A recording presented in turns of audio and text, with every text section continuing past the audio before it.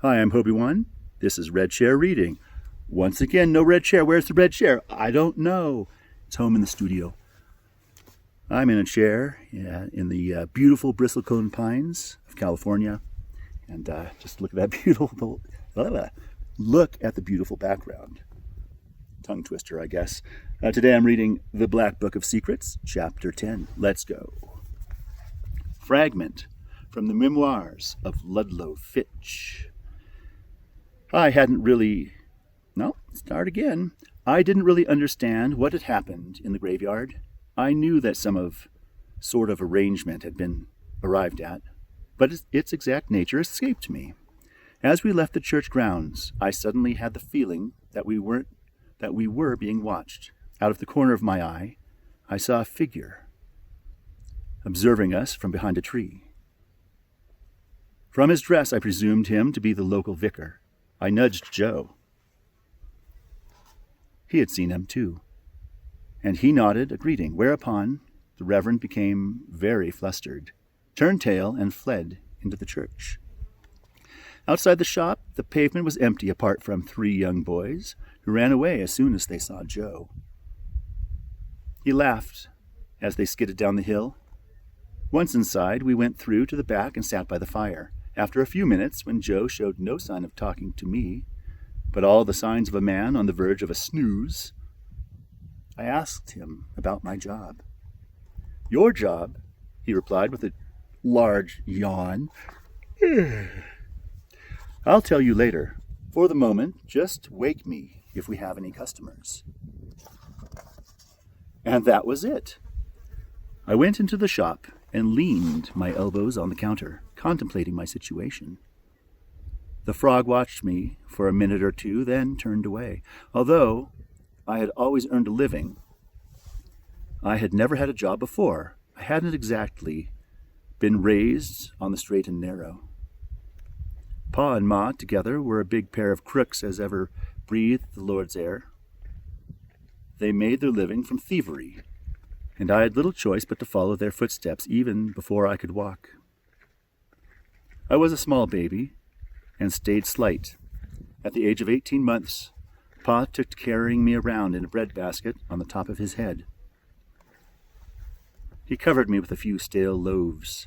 I still remember the terrible swaying from side to side and the fright that kept me rigid. To this day, I cannot travel in any moving vehicle without feeling sick. When the opportunity presented itself, Pa would say out of the corner of his mouth, "Lud, me lad," and that was the sign for me to reach out and pinch the hat, and sometimes the wig of an innocent passing gentleman. Imagine the poor fellow's surprise as his head was bared. Leaving him open not only to embarrassment, but also to the ravages of the elements. Of course, by the time he looked for the culprits, we had long since disappeared into the crowd.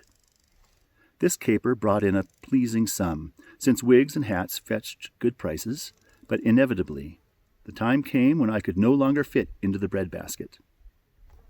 Ma suggested that I be sold to a chimney sweep. My skinny frame more than suited the narrow, angled chimneys, but then I was beginning to understand that when my parents looked at me with their glassy eyes, they saw not a son and heir, but a convenient source of income to support their gin habit. The life of a chimney sweep was harsh and short, and I was supremely grateful when Pa decided I could earn more for them if I learned to pickpocket. Thus, with the minimum training, spurred on by his belt, I was sent into the streets on the understanding that I was not to return without at least 6 shillings a day for the tavern. I had little trouble earning this, and any extra I kept for myself. I seemed to have a natural bent for such work. My fingers were nimble, my tread light, and my expression innocent. Sometimes I was a little careless, and my victims would feel my fingers in their pocket, but I had only to hold their gaze for a moment to convince them that it was not me. It was not I who had filched their purse or wallet. If I looked at Ma that way, she used to cuff me around the side of the head and hiss, "Don't look at me with those saucer eyes. It don't work on your old Ma." But, I think it did, and that was precisely why she got so angry. Old Ma. She could cuff me only if she caught me, and most days I avoided her and Pa like the plague. When I had earned enough, usually by noon, and needed to warm up, I went to Mr. Jellicoe's. I couldn't go home, even if I wanted to, for Ma and Pa had rented out the room during the day to night workers on the river. It wasn't such a bad life, not at first, and I didn't know any other way. I had heard you were supposed to love your parents, but I don't think that is what I felt for them. Some kind of loyalty, perhaps.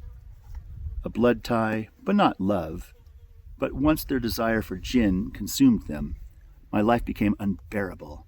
It didn't matter how much they had. They wanted more. Eventually, whatever I brought home wasn't enough. I suppose that's when they came up with their fiendish plan. I should have known they were up to something. They had started smiling at me. I shivered when I recalled the desperate chase of the previous night. I could still feel Pa's hand on my shoulder, and Ma's screeching voice rang in my head. And then there was Barton Gumbroot's glinting instrument of torture. I couldn't bear to think of it. How strange that I was so far away from it all now. Joe was still snoring, so I took the opportunity to examine the goods in the shop window. The jewelry was bright and pretty. The hurricane lamp was polished and looked in working order. The timepieces were wound and ticking. Without a second thought, I put 2 in my pocket, but almost immediately a sharp tap on the window made me jump. Polly was right outside. She waved, and I wondered how long she had been there watching me. I went out to see her. The snow was packed down there, where the crowd had been earlier, and she stood carefully on its icy surface. "Same as usual," she replied. "It's quiet today," I said. "Yep." It was mid-morning, and my ears listened out for the clashing cries of street sellers shouting their wares, the traveling musicians with their fiddles, the ballad singers, the clatter of cattle hooves on the cobbles on the way to the slaughterhouse, the hissing of the knife grinder's wheel, the rows and fights that broke out on every corner. But this was not the city, and Pagus Parvis was almost silent. I heard a laugh or two and the blacksmith's hammer, but little else. "Do you want to come in? Can I see the frog?" she asked. The frog was watching us when we went in. She really was a marvelous creature, her skin bright and glistening like a damp rock. There was no sound from the back room, so I carefully lifted the lid and reached into the tank. The frog seemed a little agitated as I tried to coax her with the bug, and she retreated to the far corner. "Are you sure you should?" asked Polly nervously. "Why shouldn't?" "Don't touch the frog," barked a voice behind me, and I jumped back immediately. Joe was practically next to me, and I hadn't heard a sound. An icy blast came in from the open door before Polly slammed it shut on her way out. "I only wanted to show—" Joe came forward and replaced the lid, pushing it down firmly. "You mustn't touch her," he said sternly. "Until you gain her trust, she only allows me to handle her. Do you understand?" I nodded, and the awkward silence was broken by the sound of the door again, and the hesitant inquiry of our first customer, an elderly lady wearing a monocle on her left eye.